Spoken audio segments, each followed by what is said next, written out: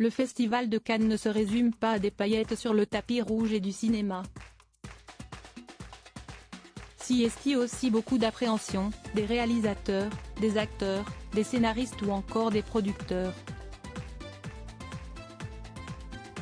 Invité sur le plateau ensoleillé de C'est à vous ce jeudi 25 mai pour parler de son film en compétition pour la Palme d'Or, La Passion de Dodin bouffant de Tran Anh, Juliette Binoche l'a rappelé.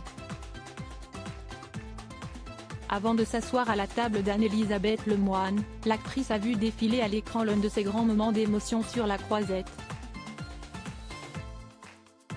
C'était en 2010, lorsque Tim Burton lui remettait le prix d'interprétation féminine pour sa performance dans le drame Copie conforme, de l'Iranienne Abbas Kiarostami.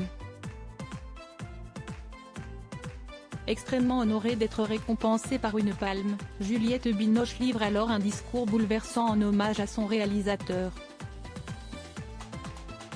Mais ce que l'on ignore alors, c'est que la comédienne a bien failli ne pas assister à la prestigieuse remise de prix. J'étais coincée à Paris et tous les rendez-vous donnés à l'aéroport ont été ratés, donc je suis arrivée 1h30 avant le démarrage de la soirée. C'est ainsi souvenue celle qui a monté les marches avec son ex-compagnon Benoît Magimel, la veille. Quand je suis arrivée dans le hall de l'hôtel il n'y avait personne, je suis allée à une porte et ce n'était pas la bonne donc j'étais désespérée, je me suis assise par terre et j'ai commencé à pleurer, a-t-elle poursuivi avec le sourire, avant d'expliquer que l'on était finalement venu à son secours pour l'aider à se préparer pour la cérémonie de clôture du festival. Supérieur à Juliette Binoche, de Benoît Magimel à Léos Carax, qui sont les hommes à avoir marqué sa vie ? Juliette Binoche, l'une des actrices les plus récompensées au monde en 2010, la vedette du Patient anglais est devenue, avec Julianne Moore, la seule actrice à avoir remporté tous les prix d'interprétation possibles et imaginables du 7e art international. Si un tel coup sur la tête à chaque fois, on ne peut pas habituer ça.